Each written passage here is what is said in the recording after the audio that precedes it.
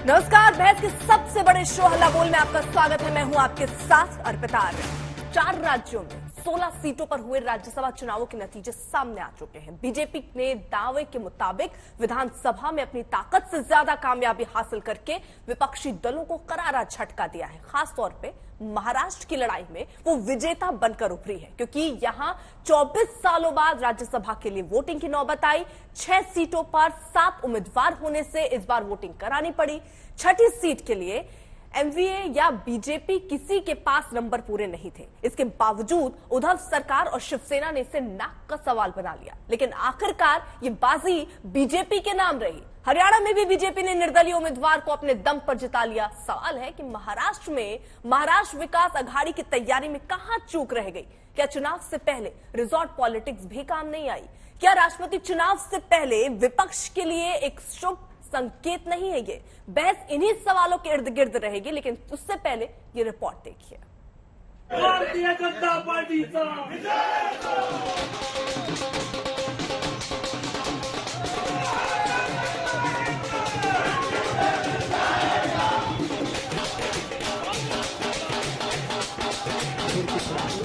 राज्यसभा चुनाव की कभी कभार ही चर्चा होती है। इस बार ऐसा ही मौका है।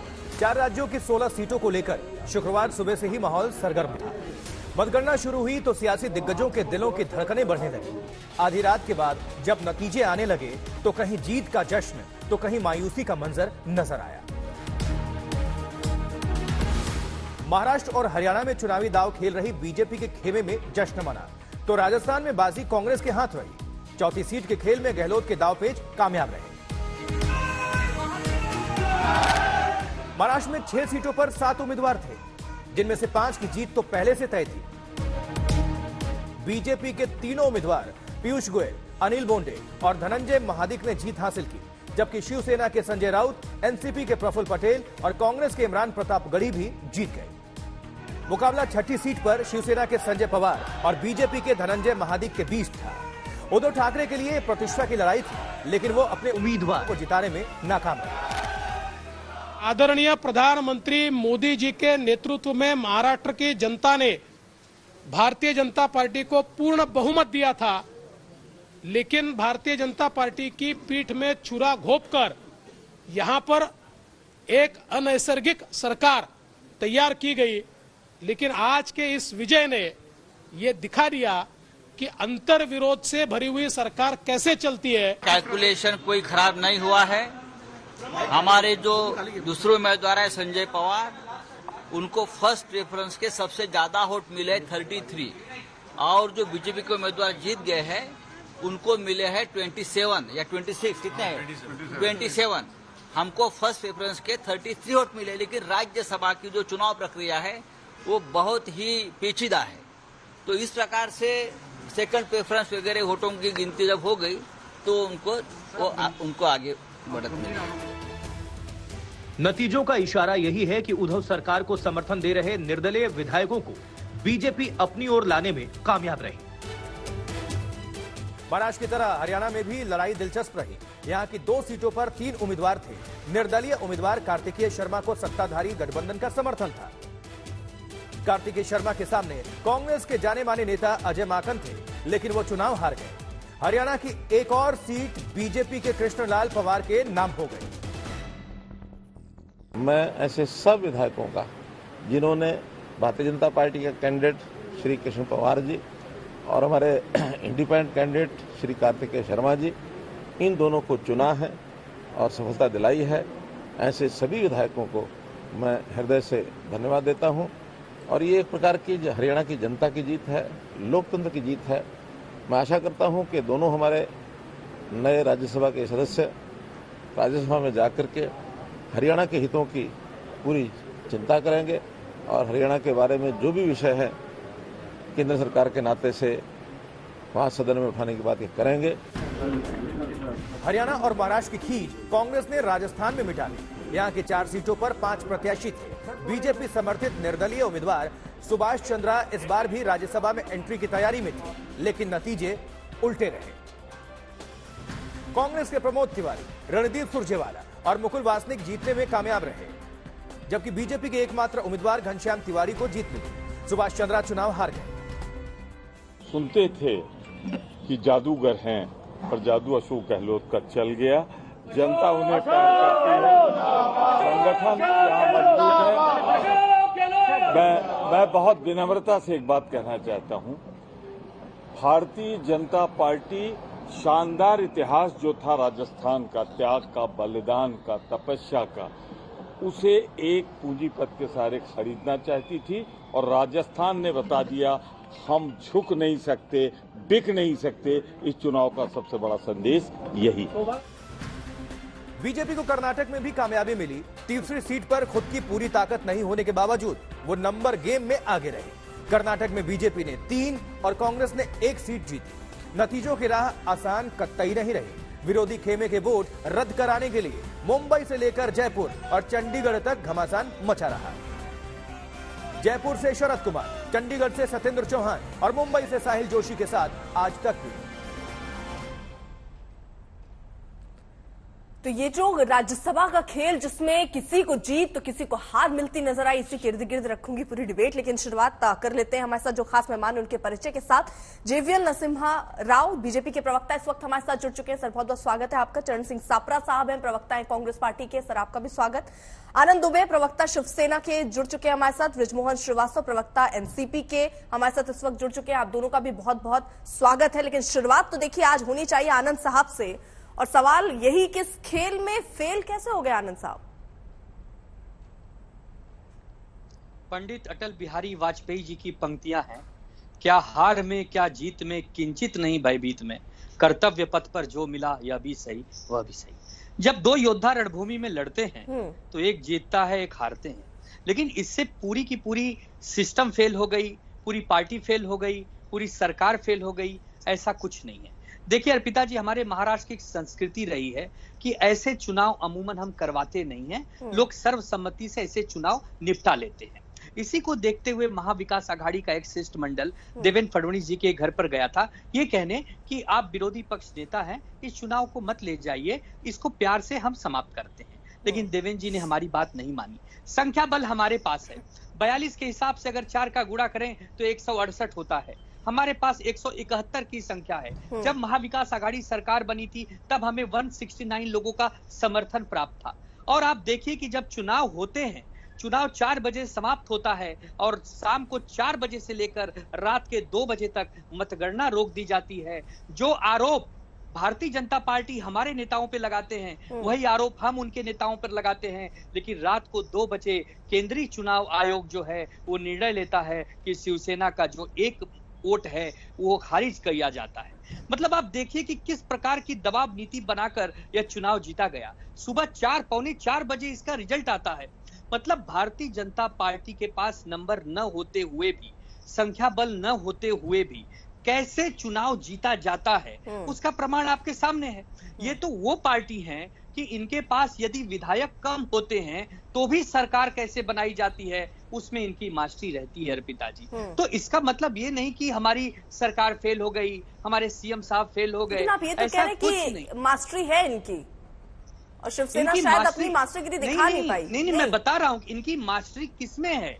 इनकी मास्टरी राव साहब देने में वो कह रहे हैं दबाव बनाकर आपने इस तरीके के रिजल्ट परिवर्तन कराए हैं, वो सीधे तौर पर आप पर आरोप लगा रहे हैं। जवाब अर्पिता जी, अपने असफलता को, अपने फेल्यूर को, उसका गम इनको बहुत खल रही है, क्योंकि ये पीछे के दरवाजे से सत्ता में आना, धोखा देकर सत्ता में आना, ये इनके चरित्र रही है। तो जब चुनाव किया जाता है, चुनाव में क्या दिक्कत है? क्यों अभी आप ये एक्स्ट्रा कैंडिडेट को आपने क्यों उतारा मैदान में? कुल चाहिए था एमबीए को, ये आघाड़ी को चाहिए था 164 4 सीट के लिए। आप तीनों दल के पास केवल 152 है, 12 सीट आपके पास कम है, तो वो कहां से खरीदने वाले थे? छोटे दल के साथ आपने कोई जिंदगी भर का कोई समझौता किया है क्या? आपसे मुंह भंग हो गया उन दलों को जिन्होंने आपको अतीत में समर्थन दिया था। तो ये आपकी बड़ी हार है। और सबसे कम वोट अर्पिता जी, ये भी गौर करने वाली विषय है, संजय राउत जी को मिले हैं केवल 41 वोट। एग्जैक्टली जितने चाहिए था उतने ही मिला है इनको। और इसलिए ये देवेंद्र फडणवीस का पहला हार है, बड़ा हार है। अभी 10 तारीख को 20 तारीख को जून 20 को एमएलसी का चुनाव भी होना है, उसमें भी इनको हार का सामना करना पड़ेगा। बिकॉज जो भी इनको समर्थन सर आपने किसका नाम ले लिया? केवल एमआईएम समर्थन मिला है राव साहब, देवेंद्र जी की एमआईएम का समर्थन आपको मिला है। सर नाम किसका ले लिया आपने? राव साहब जोश में, देवेंद्र जी का नाम ले लिया। देवेंद्र फडणवीस। नहीं सॉरी यदि मैंने नहीं ये शिवसेना उद्धव ठाकरे जी का हार, देवेंद्र का बड़ा जीत है। हाँ। इंद्र की तरह नहीं मतलब तय कर लीजिए सर, थोड़ा सोच लीजिए। जीत है हार है, देवेंद्र फडणवीस को क्या क्रेडिट देना चाह रहे हैं आप? सर सोच लीजिए थोड़ा सा और फिर तय करके बताइएगा फॉल्ट किसकी है यहाँ। बिल्कुल बड़ी क्रेडिट देवेंद्र जी का, क्रेडिट देवेंद्र है, जी ठीक के है। नेतृत्व में, देवेंद्र जी के नेतृत्व में ये चुनाव लड़ा गया। ठीक है। तो इसलिए देवेंद्र जी को पूरी, और हम क्रेडिट। केवल नहीं, हम नहीं कह रहे हैं, हाँ। शरद पवार जी खुद उनको श्रेय दे रहे हैं। हाँ। ये बहुत ही रेयरली ऐसा होता है कि विपक्ष अभी तो सत्ता पक्ष जो है, विपक्ष को इस प्रकार श्रेय देना बहुत कम समय हम देखते हैं। शरद पवार जी ने जिस प्रकार देवेंद्र फडणवीस की सराहना की, इससे मैं मानता हूं शिवसेना का सवाल देखिए अब ये भी खड़ा हो जाता है होगा कि हर बार चुनाव के बाद ये क्यों कहा जाता है कि चुनाव आयोग ने बीजेपी का पक्ष लिया या किसी खास दल का पक्ष लिया? हर समय क्यों? अगर जीते तो सब ठीक, और अगर हार गए तो भाई पक्ष हो गया, दूसरे का पक्ष ले लिया गया इसलिए हम हार गए। हर चुनाव में सर ये क्यों? अर्पिता जी, इसलिए कि हमारे लोकतंत्र सिस्टम में 10 घंटा चुनाव को रोक देना, मतगणना को रोक देना, और वही आरोप जो कोई और हम पर लगा रहा है हम उस पर लगा रहे हैं, सेम आरोप में सिर्फ हमारे व्यक्ति को सजा देना, कहीं ना कहीं यह दोहरी राजनीति का एक मापदंड दिखाता है। यही हमें दुख था। हम देखिए, चुनाव हारना जीतना अलग बात है, हमारे पास संख्या बल थी फिर भी हम चुनाव हारे और हम कोई गम में नहीं, निराश नहीं है, अगले चुनाव में हम फिर उभर कर आएंगे। लेकिन दुख तब होता है जब भारतीय जनता पार्टी 4 बजे से मतगणना रुकवाती है और रात के 2 बजे तक भारतीय जनता पार्टी रुकवाती है। ठीक है, हाँ, भारतीय जनता पार्टी रुकवाती है। इनका शिष्टमंडल दिल्ली का जवाब दे देती हूँ। ठीक है सर, राजू सवाल। ठीक, राव साहब। अर्पिता जी 4 घंटा क्या, ऐसा उदाहरण होंगे जब 24 घंटे रोके होंगे, जब तक अंतिम निर्णय चुनावी आयोग के तरफ से नहीं आती है तो काउंटिंग नहीं हो सकती। ये कौन सी बड़ी काउंटिंग है? घंटा 2 घंटे की काम है, बट लेकिन एक निर्णय लेना, और जो संजय राउत और हमारे शिवसेना के मित्र शो में कह रहे हैं, ये बिल्कुल झूठे बयानी है।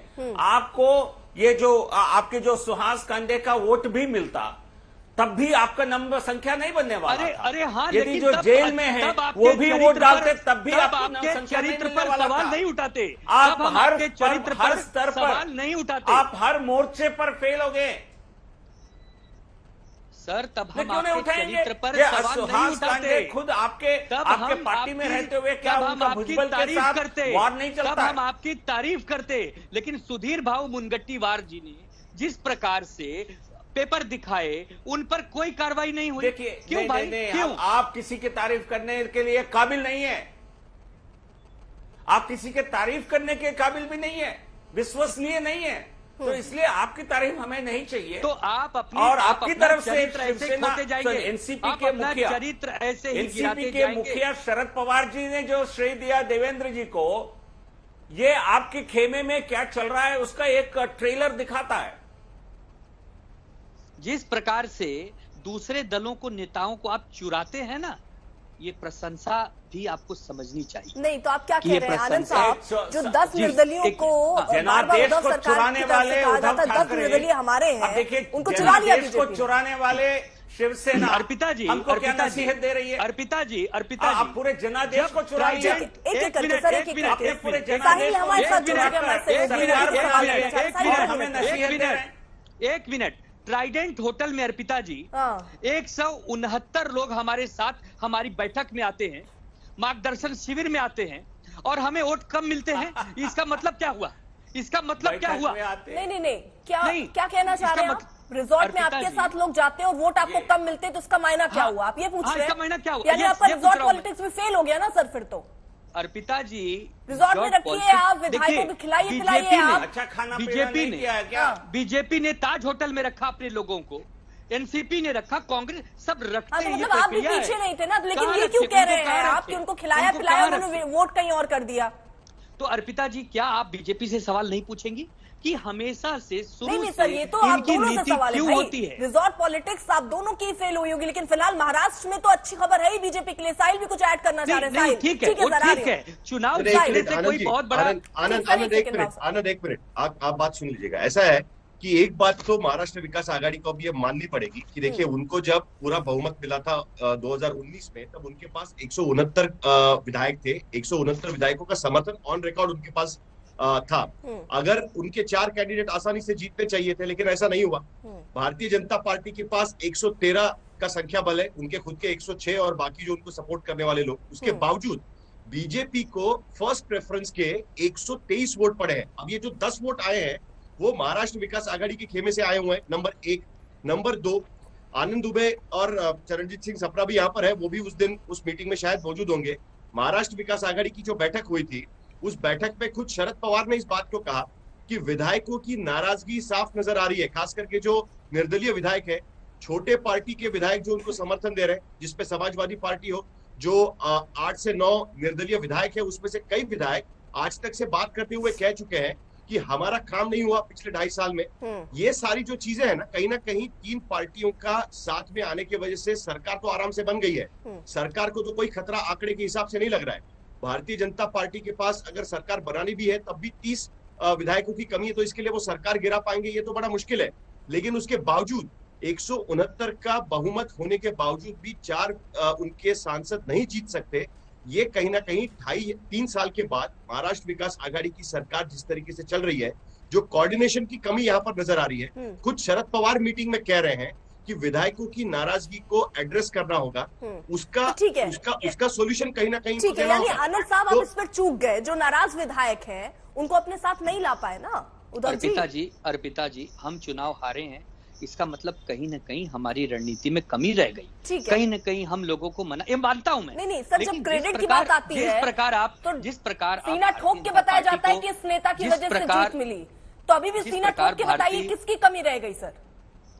देखिए अर्पिता जी, जिस प्रकार भारतीय जनता पार्टी को इस पूरे युद्ध का हीरो बताया जा रहा है, ऐसा कुछ नहीं है। ठीक है, 1 सीटें उनकी बड़ी हैं, वो भी बड़े मुश्किल से, बड़ी मशक्कत से, रणनीति में कहीं कमी रह गई आनंद साहब, तो उस कमी के लिए आप किसको बोलेंगे कि इनकी रणनीति ठीक नहीं रही? वो कौन सा? ऐसा कुछ नहीं, ये संयुक्त नहीं, ये संयुक्त। अब ये संयुक्त हो गया सर, जब जीत होती है तो सर संयुक्त जीत नहीं हो पाती है ना, तो उसमें एक चेहरा होता है। देखिए, हमारी जीत संयुक्त होती है, हमारी हार संयुक्त होती है। ठीक है। अब सापरा साहब, उनका भी रुख कर लेते हैं। सर आ रही हूं फिर मैं आपके पास। सापरा साहब, कुमार स्वामी जो जेडीएस के अध्यक्ष हैं, वो ये कह रहे हैं कि कांग्रेस ने बीजेपी को मजबूत किया है। लगता है आपको भी?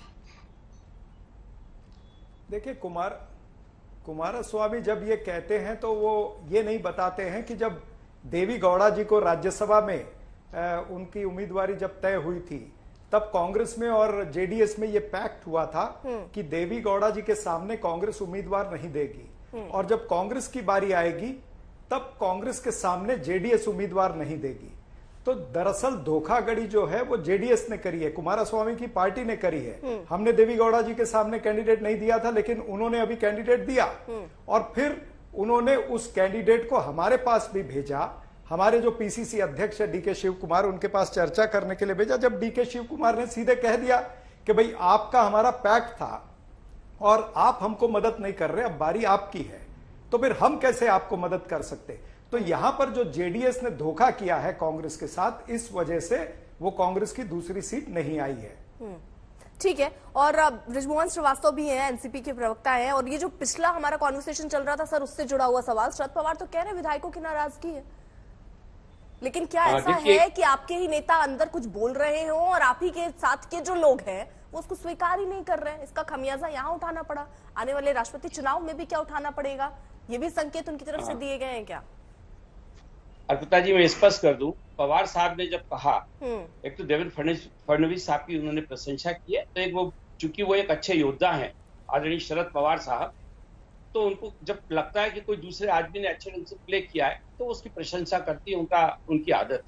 लेकिन मैं आपसे दूसरी बात जो कहना चाहता हूं कि महाविकास आघाड़ी के जितने मत थे वो जो मिलने चाहिए तो सारे मत मिले हैं हमारे प्रत्याशियों।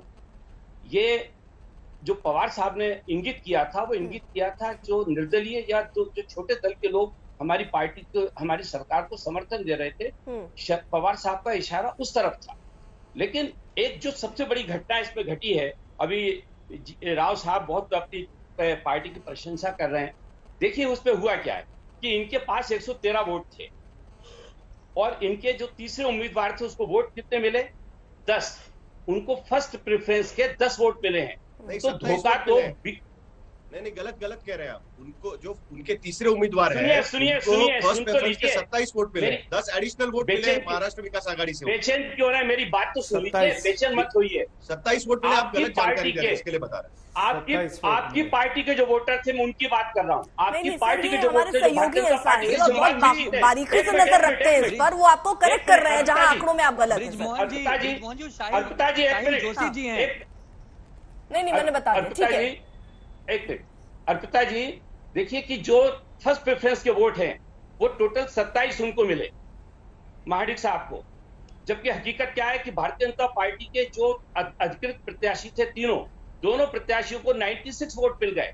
बीजेपी की जो कुल स्ट्रेंथ है, जो उनके सिंबल पे चुनाव जीते, वो 106 लोग हैं। उस हिसाब से इनको 10 खाली पार्टी के बीजेपी के टिकट वोट मिले हैं और इनको मिलना चाहिए थे कितने? अगर जबकि इनका तय था कि 42 वोट एक प्रत्याशी को मिलेंगे, तो उस हिसाब से इनको जो वोट मिलने चाहिए थे वो वोट नहीं मिले।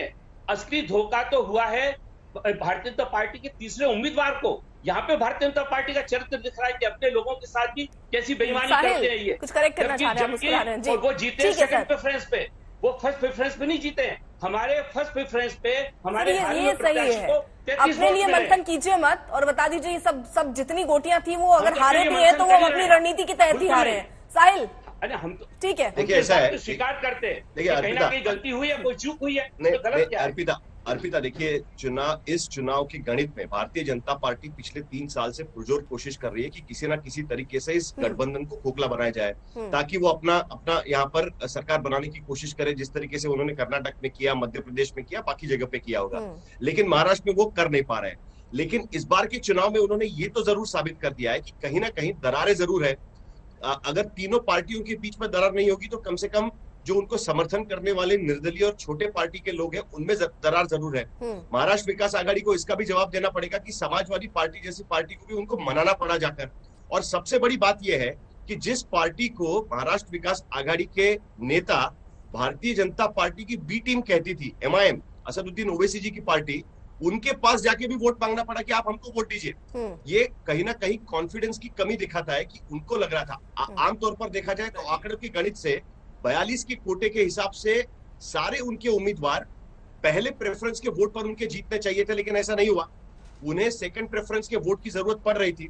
जब सेकंड प्रेफरेंस के वोट की जरूरत पड़ रही थी, क्योंकि राज्यसभा का चुनाव ये प्रेफरेंशियल वोटिंग का होता है, 24 साल के बाद महाराष्ट्र में राज्यसभा का चुनाव हो रहा था। ऐसे में आंकड़ों का गणित उनके साथ में होने के बावजूद भी MVA सरकार चौथे कैंडिडेट को नहीं जिता पाई है, और इसमें बीजेपी का कॉन्फिडेंस जरूर बढ़ जाएगा। और आगे देखिए, विधान परिषद का चुनाव होने वाला है 18 तारीख को। विधान परिषद का चुनाव तो सीक्रेट बैलेट से चुनाव होता है, राज्यसभा का चुनाव तो ओपन बैलेट से चुनाव होता है।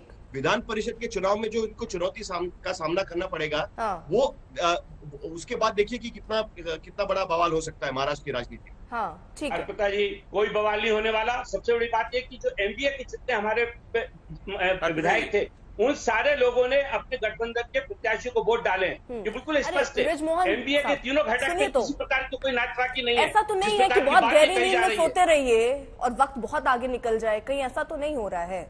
आप मानने को तैयार नहीं है, ताजा हालात को देखकर भी समझने को तैयार नहीं है। नहीं, जाग गए हैं नहीं, अभी जागे हैं या पहले जाग गए थे सर? क्योंकि आपके तो नेता लगातार जगा ही रहे हैं। वो कह रहे हैं भाई विधायकों की नाराजगी है, वो तो ये कह रहे हैं। आपको तो ये कहना चाहिए, आपको शिवसेना से कहना चाहिए कि जो विधायक नाराज हैं उनको कैसे मनाइए। शिवसेना हमारी है। अरे हम तीनों एक है, हम एक दूसरे से क्यों कहेंगे? हम तीनों बैठ कर रणनीति बनाते हैं। हमारे सारे वोट हम लोगों को मिले हैं, लेकिन हमारे सारे वोट हम लोगों को मिले। हमारी तीनों पार्टियों के जो वोट है 153, वो हम लोगों को मिले हैं। उसमें किसी प्रकार का बदलाव नहीं आया। ठीक है, ये जो वोट है, ये वोट दूसरे हैं। ठीक है राव साहब। और एक दूसरी बात मैं कहना चाहता हूँ, भारतीय जनता पार्टी का वो चेहरा भी सामने आ गया जो खरीद फरोख्त से जुड़ा हुआ है। अर्पिता जी, ठीक है राव साहब। अर्पिता जी, देखिए यहाँ क्योंकि हमारे मित्र, एनसीपी के मित्र कुछ नंबर्स में जा रहे थे लेकिन गलत आंकड़े प्रस्तुत कर रहे थे, इसलिए मैंने सोचा सही आंकड़े प्रस्तुत करूं। हमारे जो 3 कैंडिडेट थे, पीयूष गोयल जी, उनको 48 वोट मिले थे फर्स्ट प्रेफरेंस में, जबकि चाहिए था 48 मिले थे उनको। फिर बोंडे जी को मिले 48 वोट्स। और सुन लीजिए ना, सुन ली, मैं आप बाद में बोलिए। 48 मिले थे। और हमारे जो तीसरे उम्मीदवार थे धनंजय जी को 27 वोट मिले थे फर्स्ट प्रेफरेंस। तो कुल मिलाकर हमको फर्स्ट प्रेफरेंस में 123 वोट मिले, जबकि हमारे पास 113 है। इसका मतलब 10 हमें छोटे दल और इंडिपेंडेंट के वोट मिले हैं। कोई क्रॉस वोटिंग आपकी तरफ से नहीं हुआ है। हम आपके वोट छीनकर नहीं जीते हैं। जो छोटे दल और जो अन्य इंडिपेंडेंट है उसमें 10 एडजस्टेड वोट हमको मिले हैं। और सेकंड राउंड में सुन लीजिए, मैंने बीच में आपको नहीं टोका है, थोड़ा धैर्य तो रखिए। चुनाव तो हार गए, अभी तो सुन लीजिए। ये बताइए, चुनाव तो हार गए, अभी तो सुनने का धैर्य रखिए। अर्पिता जी, सर एक एक मैंने करके, आप इनको सर ऐसे रोके नहीं। बीच में। बृजमोहन श्रीवास्तव, आप बोल लीजिएगा सर, बोल लीजिएगा। श्रीवास्तव साहब, अब ठीक है, हार गए, कोई बात नहीं, स्वीकार करें, कोई बात नहीं सर, कोई बात नहीं। राव साहब कंप्लीट कर आगे लीजिए। आपको एक शब्द नहीं बोलने देंगे फिर। नहीं सर, ऐसे नहीं। हाँ राव साहब, खरीद फरोख्त की बात की तो आपको बुरा लग रहा है। 48 वोट फर्स्ट। आप बताइए ना, देश को खरीद फरोख्त नहीं की तो क्या किया? ये वोट आपको आप तो हार गए भाई साहब। ऐसा क्या किया आपने? खरीद फरोख्त, आप कौन से देवी देवता हैं? आप कहां से आप ऐसा बात कर रहे हो? कोई एनसीपी कोई देवी देवताओं की पार्टी है? हम तो कहते हैं हम नहीं है। आप देवी देवताओं की पार्टी है? अरे आप बताइए, आपने क्या किया? हमने आपसे मुंह भंग होकर के पार्टी हमको वोट दिए हैं। आपसे नाखुशी, यहाँ खरीद नाखुश होने के कारण हमको वोट मिला है। सुचिता की आपकी असमर्थता, आपकी इनकॉम्पिटेंस, और आपकी करप्शन की वजह से आपको छोड़कर हमारे पास आए हैं। फरोख्त करके पूरे खरीद फरोख्त। अब एनसीपी, एनडीए, कोई लोग हंसेंगे भाई साहब। कांग्रेस एनसीपी कोई शरीफ बनने की नाटक करेगी तो जनता हंसेगी। आप एनसीपी और कांग्रेस और शिवसेना शरीफ बनने की नाटक करेगी तो जनता हंसेगी। इसमें भ्रष्टाचार मत करिए। खरीद फरोख्त के बाजार को भ्रष्टाचार क्या भाई साहब? आपका कौन सी, आपका कैश एंड कैरी सरकार चल रही है महाराष्ट्र में। 113 कैश एंड कैरी सरकार चल रही है महाराष्ट्र में। सब कुछ बिकता है आपकी सरकार में। कैसे मिले आपको? आप कौन से स्वच्छता की बात कर रहे हैं? आप बात करते हैं, स्वच्छता की बात आप करते रहे और आपके इस बात को शोभा नहीं देता है। आपने हमेशा चार चरित्र चेहरे की बात की है। इंटीग्रिटी के बारे में बात करते हैं ना, लोग हंसेंगे। श्रीवास्तव साहब एक सेकंड, मैं आप दोनों को रोक रही हूँ सर, आप दोनों को रोक रही हूँ सर। ठीक है, पर्याप्त लोगों ने अपनी बात की। सर एक सेकंड सर, ये तरीका नहीं है सर। साबरा साहब भी हैं, आनंद साहब भी हैं, वो रुके हुए हैं ना सर, अपनी अपनी बारी में बोल रहे हैं। ये तो लग रहा है कि बहुत पुरानी कोई बात थी जो आज निकल रही है सर। नाराजगी राव साहब बहुत पुरानी तो नहीं थी। की बात करने वाले थे ना, ये इसलिए मैंने ठीक है श्रीवास्तव साहब, एक सेकंड सर, आ रही हूँ। आनंद साहब कुछ जोड़ना चाह रहे हैं। हाँ आनंद जी। मैं राव साहब आपको बहुत ही गंभीर और एक संयमी अनुभवी नेता समझ रहा हूं, लेकिन जीत को आप पचा नहीं पा रहे हैं राव साहब। जिस प्रकार आप इस चैनल पर उत्तेजित हो रहे हैं, किसी पैनलिस्ट को बोलने नहीं दे रहे हैं। ठीक है, आपने चुनाव जीता है, आपने चुनाव नहीं राव साहब, आपने चुनाव जीता है, इसका मतलब आपने संसार जीता है ऐसा नहीं है। 10 दिन के बाद फिर एक चुनाव है, आपको चुनाव से बच नहीं सकते। आपको तो जीतना हारना है तो हमारे और आपके किस्मत में लिखा है। लेकिन आप इतने उत्तेजित मत होइए कि हमारे लोगों की बातें भी न सुने आप। और रही बात, देखिए रही बात 20 जून को फिर एक चुनाव है और उसमें हम देखेंगे कि दो हाथ हम करेंगे उसमें। मैं प्रश्न पूछता हूं तो राव साहब को बुरा लग जाता है। आप बता दीजिए ना कि खरीद फरोख्त की राजनीति नहीं कर रहे थे तो फिर ये वोट मिले कैसे? यही तो मेरा प्रश्न था। नहीं एक सेकंड श्रीवास्तव साहब, अरे श्रीवास्तव साहब एक बात सुनिए ना, एक बात सुनिए। आपको समर्थन करते तो आपको देवी देवता मानकर वोट देते। एक सेकेंड, क्या आपको सरकार में समर्थन दिया था? शरद पवार साहब ये कह रहे हैं ना कि आपके बीजेपी जो के साथ इसलिए दिए हैं क्योंकि जिनके समर्थन की बात की जा रही थी, वो विधायकों में नाराजगी है। अब आप ये कह रहे हैं कि उनको इसलिए मिल गए क्योंकि उन्हें खरीद फरोख्त की। आप जब आपके ही नेता ये बात कह रहे हैं कि नाराजगी है, तो नाराजगी से तो छटक सकते हैं ना सर।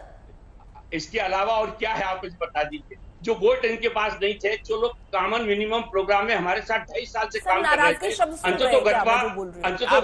श्रीवास्तव साहब, आपने शरद पवार का वो बयान सुना है जब वो कह रहे थे ना कि नाराज है कुछ विधायक?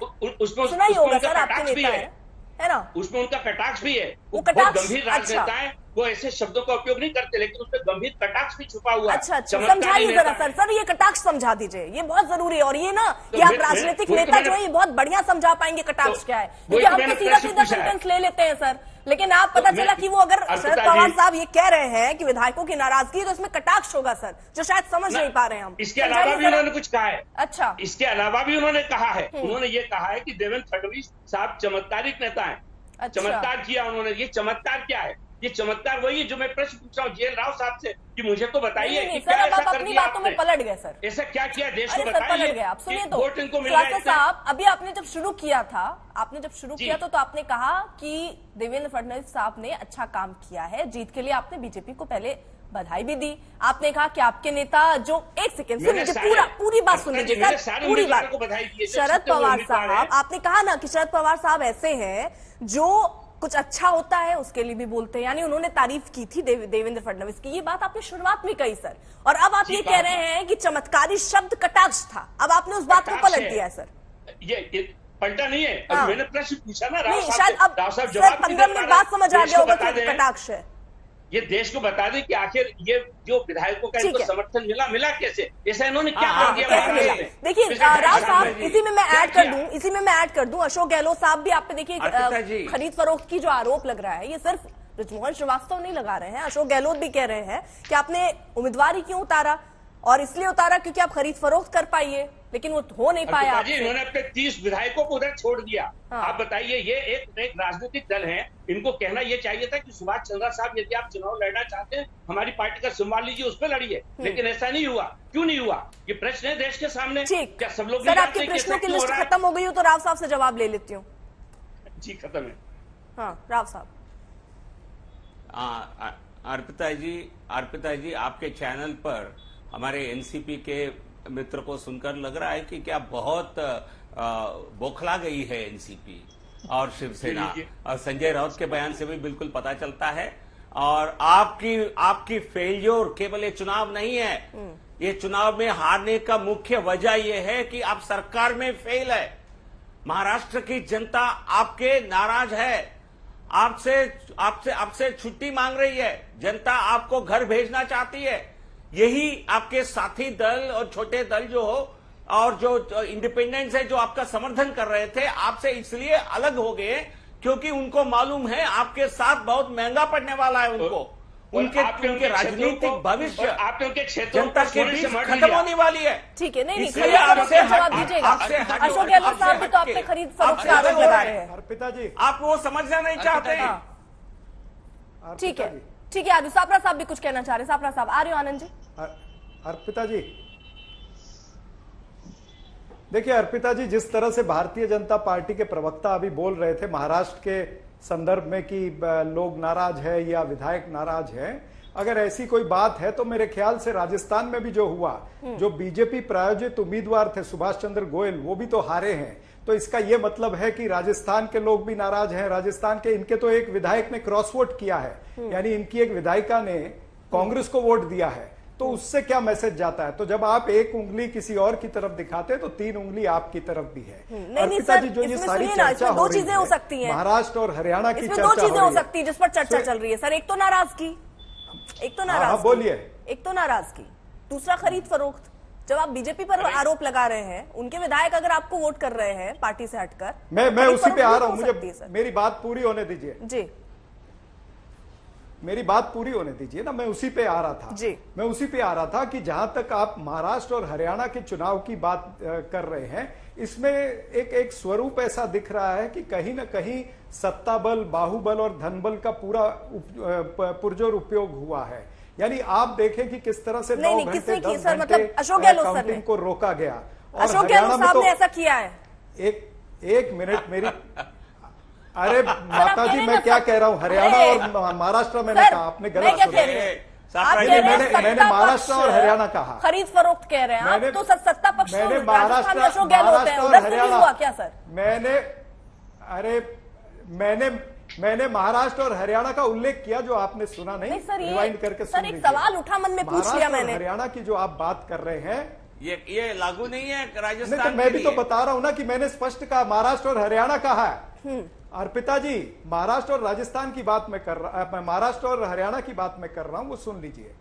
ये दोनों का पैटर्न इस तरह से लगा है कि कहीं ना कहीं भारतीय जनता पार्टी की टूल किट तैयार हुई थी राज्यसभा। सर एक बात बता दीजिए ना, मैं रोकना नहीं चाह रही, लेकिन एक और सवाल आया मन में। के जरिए खरीद फरोख्त, आप फिर बार सर सुन तो लीजिए, आप ऐसे इसमें एक सवाल ऐड कर देती हूँ, फिर मैं आपको 30 सेकंड दे दूंगी, आप आराम से अपनी बात को तैयार हूँ।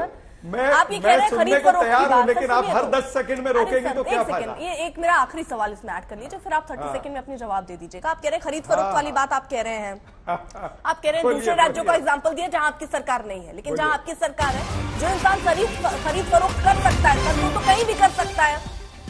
आपको रोक रही हूं, एक बड़ी खबर देखिए। इस बीच कुलदीप बिश्नोई को सभी पद से कांग्रेस ने हटा दिया, यानी देर से जरूर कार्रवाई हुई लेकिन हटा दिया गया। हरियाणा राज्यसभा चुनाव में क्रॉस वोटिंग का उन पर आरोप, जिसके बाद उन्हें अब हटा दिया गया है।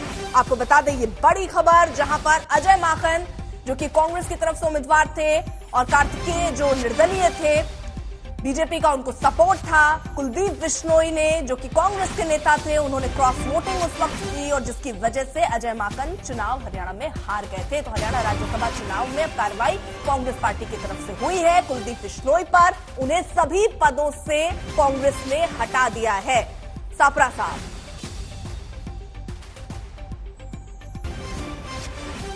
देखिए ये कार्रवाई हुई है, ठीक है, ये मुझे पता था ये कार्रवाई हुई, मैं कहने ही वाला था। अब दूसरी बात जिस पे मैं बात कर रहा था कि भारतीय जनता पार्टी का ये कोई नई बात नहीं है, ये पुराना इतिहास है। आप 2017 की गोवा का चुनाव देख लीजिए, मणिपुर का चुनाव देख लीजिए, अरुणाचल प्रदेश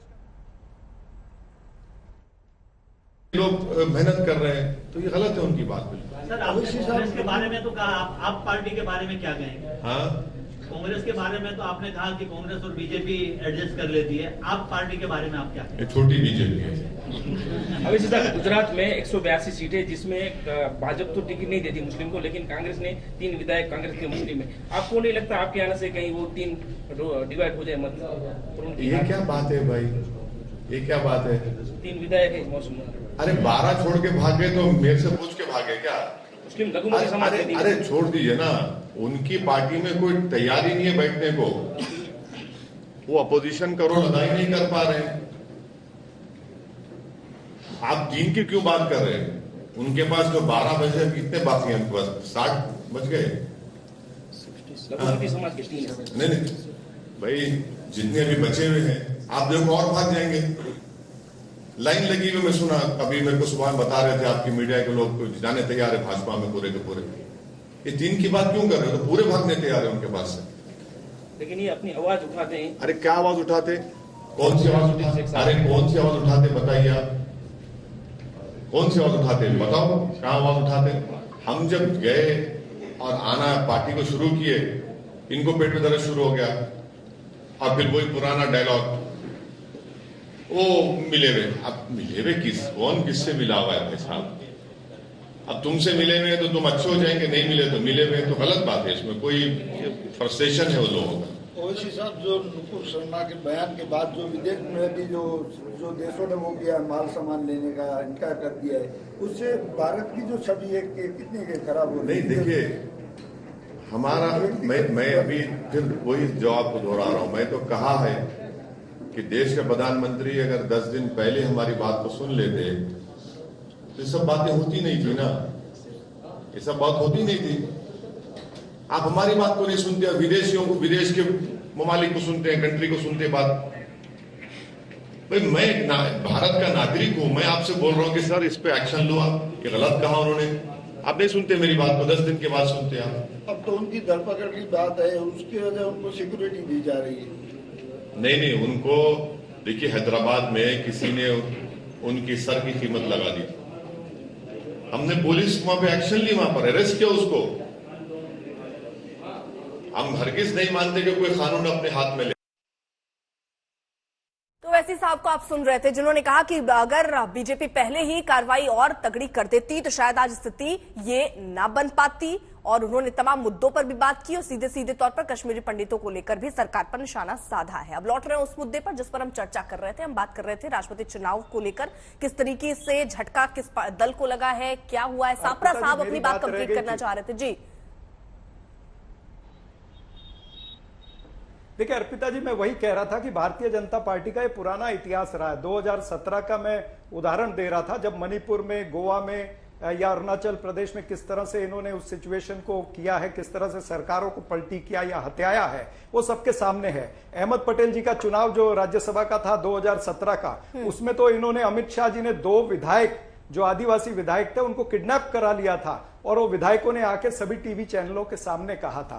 तो ये भारतीय जनता पार्टी का इतिहास रहा है। इस तरह के खेल चलते रहे हैं, सत्ता बल, धन बल और बाहुबल का पुरजोर उपयोग करते रहे हैं ये। और जिस तरह से इन्होंने 9 घंटे ये डिले किया है। और दूसरी बात आपको एक और बता दूं कि जो रिटर्निंग ऑफिसर हरियाणा के हैं, उन्होंने पहले ये सबमिशन दे दिया है सीईसी के पास में 5 बजे के करीब कि मैंने वीडियोग्राफी देखी है, इसमें कोई भी राइट टू प्राइवेसी या राइट टू सीक्रेसी का उल्लंघन नहीं हुआ, ऐसे आरओ ने लिख के दिया है। उसके बावजूद रात को 1 बजे तक निर्णय रोके जाते हैं और 1 बजे के बाद में काउंटिंग की इजाजत देती है। तो ये निश्चित रूप से किसी भारतीय जनता पार्टी की राज्यसभा की टूल किट का हिस्सा था कि ये स्ट्रेटेजी थी कि इस तरह से हमको चलना है और इस तरह से हमको कामयाबी मिलेगी। उस टूल किट के जरिए से इन्होंने सारी प्लानिंग करके हरियाणा और महाराष्ट्र का जो चुनाव हुआ, ये भी बता दीजिए, बीजेपी की जो विधायक थी जिनको अब हटा दिया गया, शोभा रानी, उन्होंने कांग्रेस के पक्ष में क्रॉस वोटिंग की थी।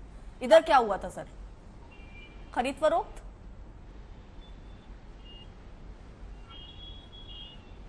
वहां पे अंतर्राष्ट्रीय की आवाज पे उन्होंने नहीं, वहां तो ये खरीद फरोख्त करना चाहते थे, इसलिए तो सुभाष चंद्र गोयल जी को इन्होंने इसलिए इन्होंने सुभाष चंद्र गोयल जी को वहां पर रखा था कि खरीद फरोख्त हो सके, लेकिन वो अशोक गहलोत जी के चलते वो हो नहीं पाई है। ठीक है। और जो जिस विधायक ने हमको वोट दिया है उस विधायक से पूछिए कि कोई खरीद फरोख्त हुई है। यानी ठीक है राव साहब, आपकी क्योंकि आपने भी रिजॉर्ट ले गए, रखा, खिलाया, विधायकों की सेवा, और मतलब वो तो प्रशिक्षण के तौर पर आप कहते रहे हैं, लेकिन फिर भी उससे हुआ कुछ नहीं, क्रॉस वोटिंग हो गई। हमने बीजेपी के विधायक को रिसोर्ट में नहीं लेके गए। बीजेपी के विधायक को रिसोर्ट में नहीं लेके गए। अर्पिता जी, ये इनसे पूछिए, ये राव साहब उत्तर देंगे उसका। ठीक है सर। नहीं, सापरा जी, जनता की याददाश्त इतनी कम नहीं है। नाराज थी विधायक, जनता जानती है कांग्रेस और भ्रष्टाचार एक ही सिक्के के 2 पहलू हैं। जनता को याद है कि नहीं, मैं उत्तर ही दे रहा हूँ। कैश फॉर वोट स्कैम किस पार्टी ने किया था?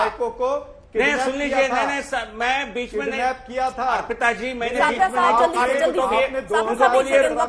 में बोले कैश फॉर वोट स्कैम किसने किया था? खरीद फरोख्त एक साइड में, सरकार बचाने के लिए, सत्ता को बचाने के लिए कैश फॉर वोट स्कैम किस पार्टी ने किया था? क्यों कराई थी? राहुल गांधी के, राजीव गांधी के खिलाफ। कुछ कहना चाह रहे थे, माफी के साथ सर मैं आपके पास आ नहीं पाई क्योंकि वक्त की थोड़ी कमी है हमें।